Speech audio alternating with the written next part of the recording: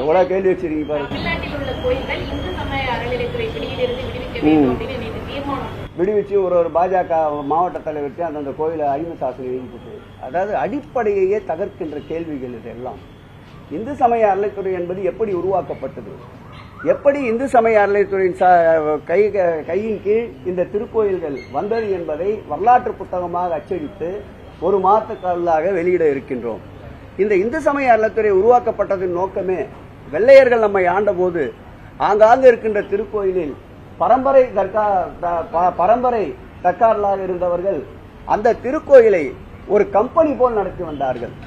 வரவு செலவு பார்க்கின்ற ஒரு கம்பெனி போல். கம்பெனி எப்பொழுதுமே நஷ்டத்தில் இயங்கக்கூடாது என்ற நோக்கத்தோடு தான் ஒரு கம்பெனியை நடத்துபவர்கள் இருப்பார்கள், ஒரு நிறுவனத்தை நடத்துபவர்கள் இருப்பார்கள். அப்படி ஒரு நிறுவனமாக நடத்தி கொண்டு அதில் வருகின்ற வருமானங்களை கொள்ளையடித்துக் கொண்டிருந்த கூட்டங்களை வெளியேற்றுவதற்காகத்தான் இந்து சமய அறநிலையத்துறையே தோற்றுவிக்கப்பட்டது.